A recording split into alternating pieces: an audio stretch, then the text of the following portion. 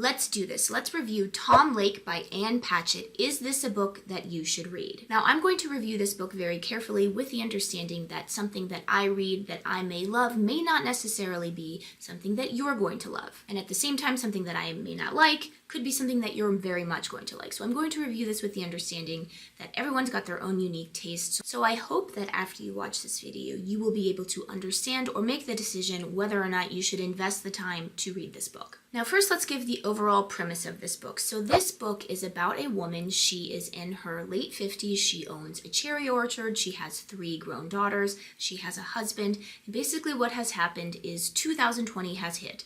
So all of her grown daughters have returned. And in this book, she reflects on a particular period in her life when she was in a play with a man, and she had a love affair with this man. His name was Peter Duke, and he would go on to become one of the most famous movie stars in the world, you know, the Brad Pitt of movie stars. And she would go on to quit acting. She realized when she was in this particular period of her life that she really wasn't an actress. She kind of stumbled into it. She didn't care. But it's basically the story about her love affair with this man, and then eventually how she went to find the husband that she has now and had the 3 daughters that she has now. Now, I will say that this is not a book that I would normally pick up. And the only reason that I picked it up, and I did not read this with pages, I actually listened to it on Audible. And the only reason I did is because of the narrator, Meryl Streep. This is not the type of book that I would normally pick up. It's not very plotty. It's very much a woman's musings. The time that this book spans is very short. It's really only a few weeks that this woman spends at a place called Tom Lake in Michigan with this man, Peter Duke,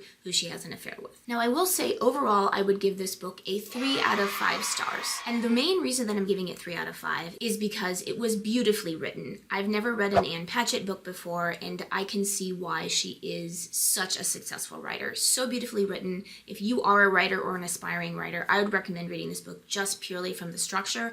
I also think that she does a brilliant job of really showcasing how you really talk to a more general and broad audience the more specific that you get. For example, the details in this book, the details about this woman's life, about the choices she made, about the choices her children made, about the choices her husband made. They're all very specific to these particular characters. They had nothing to do with my life, and yet I could find myself relating to these people and understanding these people. Now, I will say that the reason why I give it a 3 out of 5 stars and not a 4 out of 5 or a 5 out of 5 is that I found this book overall rather depressing. I'm not someone who typically likes to read books that are depressing. I tend to like to have books that have a note of hope to them.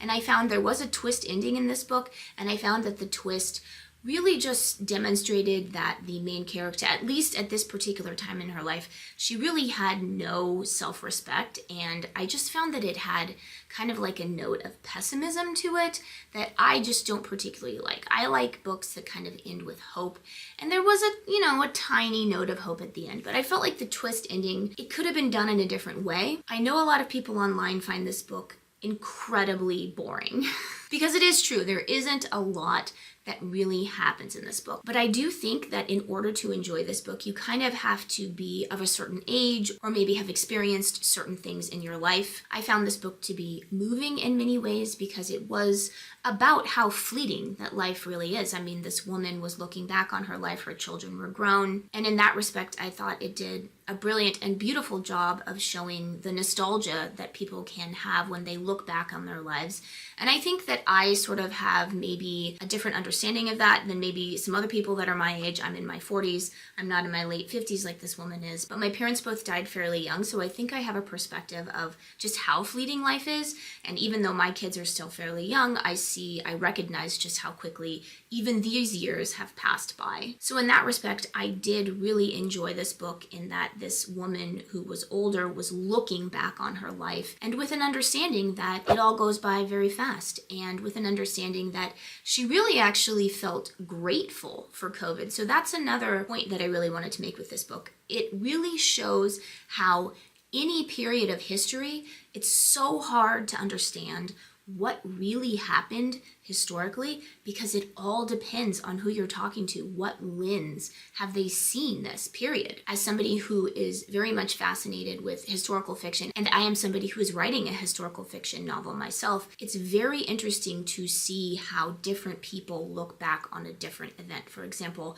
I am writing a book about World War I, and it's fascinating to me how, depending on which firsthand account you read, some soldiers viewed this war as the adventure of a lifetime. I mean, something they would have never missed. Yes, it had horrors and it was horrible, but they were glad to have experienced it. These are real people. This is real firsthand accounts that I've read of people who experienced this war. And then you read other firsthand accounts, and they view what happened in the trenches in the Western Front of World War I as one of the top 10 worst experiences of human history. So it really is interesting how it's all about the lens through which you view history. And I think that this book, Tom Lake, did a fantastic job of showing that in such a visceral way. And I'm going to read a quote, something that really stuck out to me. And here is the quote. And this is the quote. It's being spoken by the narrator, Laura, Laura. She took a U out of her name partway through her life. That's part of the book. So you'll understand that if you do decide to pick this book up. But here's the quote. And remember, this is happening right when COVID hit. So her daughters have returned. They're not in school right now. They're not at university because nobody knows what's happening. They own a cherry farm. She and her daughters and her husband are having to do all of the work themselves because people don't want to be near anybody. So this is the time period through which it is happening. And here's a quote that I feel like that really exemplifies that events in history depend on the lens through which you're viewing them, the person that you're talking to, that you're interviewing. So she says, "It's not that I'm unaware of the suffering and the soon to be more suffering in the world. It's that I know the suffering exists beside wet grass and a bright blue sky recently scrubbed by rain.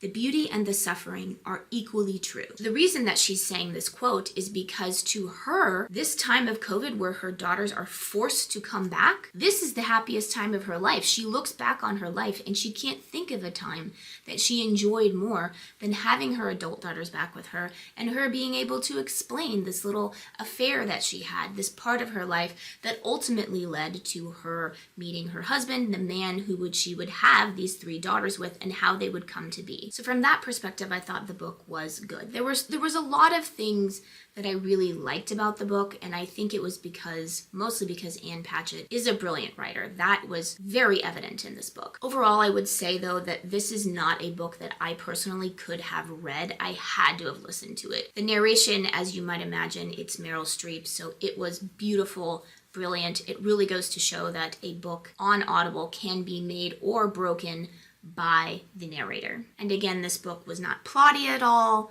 There wasn't really any sort of narrative arc moving it forward. You were kind of it was almost, because it was read by Meryl Streep, it was almost as if she were looking back on her own life. You were sitting down at the table with your mother or your grandmother and listening to her talking about musing on her life in a way that maybe she would have if her daughters hadn't come home. So yeah, if you are looking for a book that is fast-paced, if you like books that are more like movies where they have a very strong narrative arc, this probably isn't the book for you. Also, if you like books that maybe aren't overly pessimistic or don't have a note of a lack of hope, this probably isn't for you. But if you don't mind that, if you don't mind a little pessimism in your books, if you don't mind maybe some characters who are, kind of unlikable in many ways, or characters that you yourself would never look up to or want to emulate, if you don't mind that, and if you don't mind a very slow-paced book, a nostalgic book,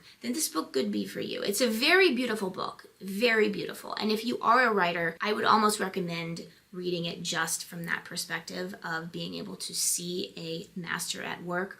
Although at the same time, you could probably just pick up another one of Ann Patchett's books and read one of those. But yes, so decide for yourself and comment down below. Are you going to read this book? And don't forget to subscribe to this channel if you want lots more book recommendations, book reviews, helping you to figure out what you read next. I do book of the month, I do book of the year, where I'm reading a big classic, The Count of Monte Cristo, all year, and I'm posting videos about that as we go. So don't forget to subscribe to this channel, and thank you for watching all the way to the end.